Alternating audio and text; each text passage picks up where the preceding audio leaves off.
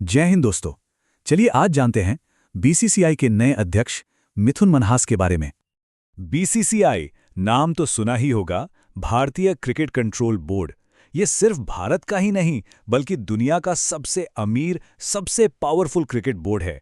तो जाहिर है सवाल तो उठता ही है कि आखिर कौन है वो नया चेहरा जो इस इतनी बड़ी संस्था को लीड करने वाला है।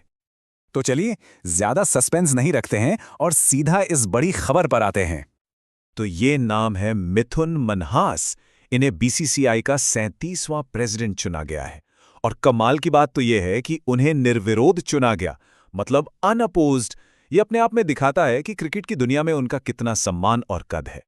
लेकिन सवाल ये है कि आखिर ये मिथुन मनहास हैं कौन, कहाँ से आए हैं।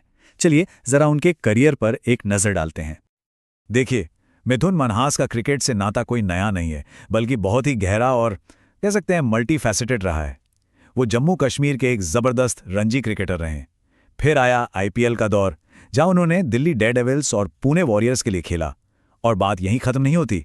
रिटायरमेंट के बाद वो कोचिंग में आ गए, दिल्ली कैपिटल्स के साथ काम किया और तो और 2017 से 2019 तक इंडियन टीम के सपोर्ट स्टाफ का भी एक अहम हिस्सा थे। तो आप देख रहे हैं, एक खिलाड़ी से लेकर अब एडमिनिस्ट्रेटर तक, ये सफ़र वाकई मैदान से बोर्डरूम तक का है। अगर हम इस सफ़र को देखें तो 1996 में उन्होंने रणजी में डेब्यू किया। फिर 2008 से 2012 तक आईपीएल में एक खिलाड़ी के तौर पर अपनी पहचान बनाई।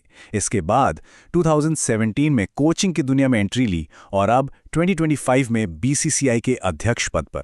ये वाकई एक लंबा और डेडिकेशन से भरा सफ़र है, मैदान से लेकर सीधे टॉप मैनेजमेंट तक। तो ये तो हुई मिथुन मनहास की बात, लेकिन अब जरा उस संस्था की बात करते हैं जिसकी बागडोर अब इनके हाथों में है। बीसीसीआई की ताकत को समझना सच में बहुत जरूरी है, तभी इस पद की अहमियत समझ आएगी। जरा इस नंबर पर एक नजर डालिए, 27,000 करोड़ रुपए से भी ज्यादा। यकीन करना थोड़ा मुश्किल है ना? जी हाँ, ये कोई मजाक नहीं है। 2024 तक ये बीसीसीआई की नेटवर्थ थी। और यही वो आंकड़ा है जो इसे दुनिया का बाय फार सबसे अमीर और सबसे पावरफुल क्रिकेट बोर्ड बनाता है। और ऐसा नहीं है कि ये कोई नई नवेली संस्था है, इसकी जड़ें बहुत पुरानी और गहरी हैं। देखिए, इसकी स्थापना हुई थी 1928 में। हेडक्वार्टर मुंबई में है और जय शाह इसके मौजूदा सेक्रेटरी हैं। मतलब एक बहुत ही पुराना और ताकतवर ऑर्गेनाइजेशन है ये। तो अब सबसे बड़ा सवाल, सबसे अहम सवाल ये उठता है कि एक पूर्व खिलाड़ी, एक ऐसा इंसान जिसने अपनी जिंदगी मैदान पर बिताई है, उसका प्रेसिडेंट बनना इंडियन क्रिकेट के लिए क्या मायने रखता है? क्या इससे जमीनी स्तर पर बदलाव आएगा? ये वाकई एक सोचने वाली बात है। ऐसी ही जानकारी के लिए सब्सक्राइब कीजिए ऑल कैन स्टडी को। धन्यवाद।